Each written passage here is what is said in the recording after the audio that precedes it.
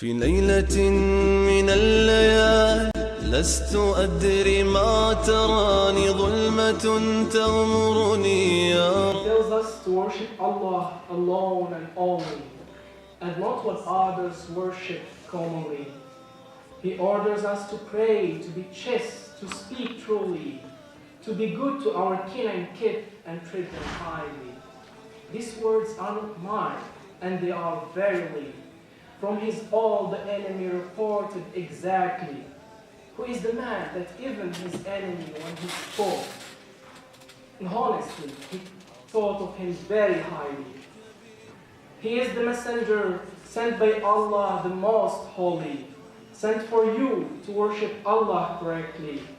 Peace be upon him, he brought us the light that surely chases the darkness from our hearts softly and purely. Amongst the people he was the first they trust. Amongst the people he was the bravest, the best. He was the most righteous, he was the most generous. He was sent to the north, the south, the east, the west. He came with a better regulation to bless you and guide your action. It's not the muscles, it is the morals that makes the best of every nation. He connected our hearts with our Creator, linked our words with the hereafter, taught us charity as everyone's duty, taught us to improve our character. He taught us how to speak and how to behave. So with an ink from our souls let's engrave deep in our mind what was derived from the life lived from the book he gave.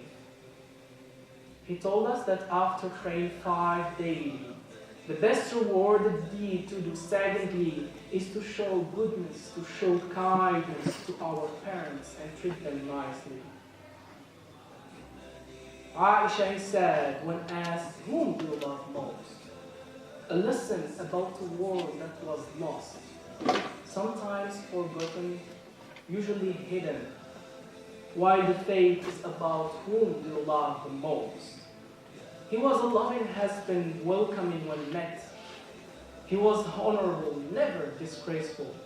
He was understanding if she gets upset. The love he felt he showed, and his love we get. Never harm the neighbor or make him worry. Never sleep full and the neighbor is hungry. Bear his evil, don't be his rival if you fear Allah and fear his fury. Respect the guest and show hospitality. Courtesy for one day and night is a duty that extends to 3, and if you agree, beyond that is for you as charity. There is many ways to give charity, to increase our faith and help the society, to become richer with great character, to be safe from misery and poverty. Charity is doing justice between 2 men. It is saying good word with tongue or pen. That's not all. The word isn't small. Every single charity will multiply by 10. Help a believer in his hustle. Relieve an oppressed from his struggle. Visit who is sick, show good ethic. Remove the harm, even if it's a needle. For you, only the good you should do. Be careful from what you can't undo. Be happy to forgive, be hasty to give. Do your best and more, and never misdo. If you plant a tree or sow a seed, and then birds from its fruit they feed, it is charity also, so keep the water flow. But don't waste any, just take what you need. So many morals and manners we can learn, so many prizes and honors we can earn. Just follow him, peace be upon him, follow the path, don't take the wrong turn. Well, they said many things about him. The ones who read were right about him. Some gave him honor, some called him Savior. And Allah in his Quran told him, وَإِنَّكَ لَعَلَى خُلُقٍ عَظِيمٍ, and most definitely you are upon a very great character. Muslim, Muslima, Muslimin and Muslimat. Sometimes I wonder, are we Muslims by name or are we up for the game? Pondering and wondering, I look over the news and all those views. On the one hand, you see this popular band, screaming their heads out, with hearts full of doubt. On the other hand, you see a lion, roaring his lights out, while the slaves clap, falling to his trap. What would he do? The kindest of all would not go shopping at the mall, nor would he cheer on a tournament or wait for a compliment. When words needed to be transformed, he turned them to actions and informed his wives to bring some food for the guest, but they all replied, "By him who has sent you with truth, there was nothing with me but only water, and that was the truth." The generosity he embraced. Who will entertain this guest tonight? He spoke kindly to the Ansar. When one stood up, took the first step to Allah's mercy, welcomed the guest, distracted the children, faked the eating, even though he was suffering, hunger distracted him, not from fearing God.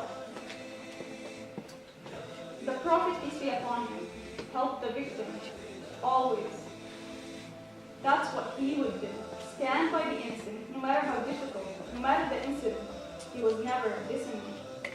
Old, young, women, men, boys, girls, imprisoned for over 40 years. Time to give up that dime for a life of liberty and a life of morality.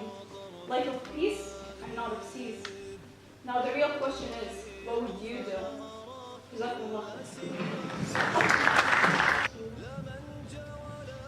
A millennium later, the message lives on, resting on the palms that rise at dawn, carved on the knees of he who believes, in the shape of the ground, and also found on the tongues of the reciters, paradise bound. A millennium later, the message still travels in deserted places. Islam unravels like a white rose in a world of coal. Ya Rasulullah, how old is your soul? Ya Rasulullah, Ya Sadiq, Ya Ameen, messenger of the deen, built a machine eternally working, used from east to west, operating best when safe kept in the chest, in the hearts that don't know rest, in the hearts that Allah blessed, that remain on Mohammed's quest to heaven, waiting on level 7 for you to choose to serve Islam in this dunya's test. So choose his message, follow his ways, live to gain Allah's praise, no delays, it will pay. Every rak'ah that you pray, it will weigh the greatest amount in the account that is your life. It was his message that brought peace to a world where newborn girls learned to cease before turning a day old. Rasulullah, heart of gold. Rasulullah, soul so clear, soul of tears because it fears Allah only. So choose his ways. Every day the truth is told, and every day the truth is sold to a dunya that takes you nowhere. But faith has heights. Faith has wings that carry you heights. Faith is a fuel that ignites the inborn messenger in you. So will you choose this perfect map, or will you fall into the trap dressed in false promises? But Muhammad's promise still adheres. It's been more than 1,000 years. A promise of Jannah if you choose to walk in Muhammad's shoes.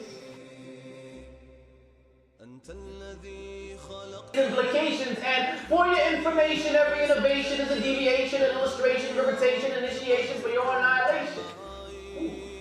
But what is the correlation between compensation and condemnation, a combination of complications facing your consideration? Because chasing this dunya is like chasing the constellations. You could have all the money in the world, but still be living on a mental plantation. True liberation is in the prostration of the creator of all creation through concentration and contemplation, reaching a higher elevation. Even the stars in the sky were divinely designed as a decoration, only to spark the realization you don't know your final destination. But behold the explanation to all your godly speculations, the continuation of Jesus Christ's mission live in operation. Following the duration of the pathetic prophetic assassination, please refer to Quranic documentation for further elaboration. Following the chains of narration, we can single out fabrications and the preservation of the prophet's communications. May Allah send in peace and salutations, notwithstanding abrogations and the formulation of translations. This deed is the haq. Wallahi, it's amazing. The concept of the congregation and unification of one nation built upon the foundations of education and information, and of course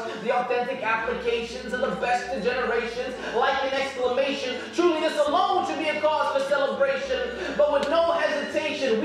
coerced in interrogation, demanding our integration while policing our immigration. Complete generalizations based on some rotten vegetation with no advocation. We are all guilty by association. But despite media propagation and radicalization legislations, we are a nation of moderation, gratification and glorification. Browns, blacks, Caucasians, and a whole bunch of different Asians, all making prostration to the one Lord of all creation. This is a lyrical refutation of populations and hibernation. Join me on this path to purification, following in the messenger's revelation, and pronounce the declaration that there is only one God with invocation. Please accept this invitation.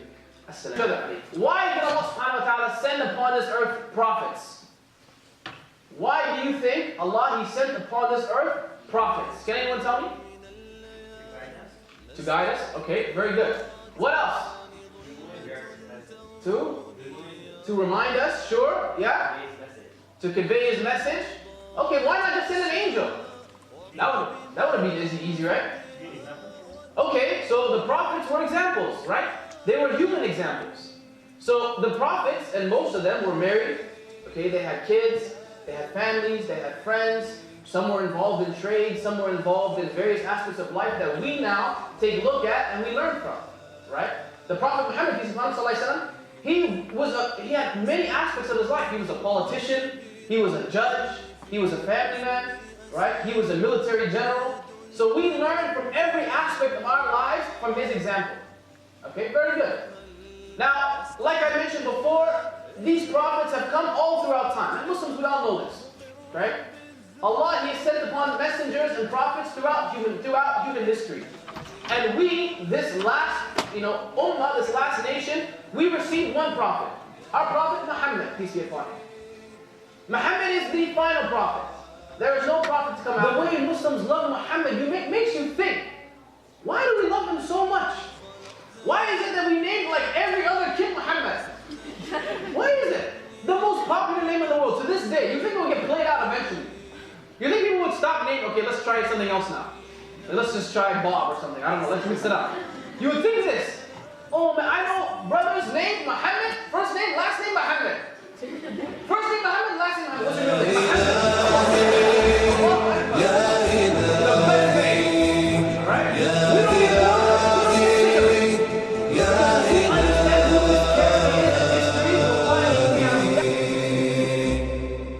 أنت الذي خلقتني رحمتني ورزقتني دوما يا رب قد كنت معي لكنني يئت عنك نسيت ما قد كان لك وسرت في طريقي يا إلهي يا إلهي يا إلهي يا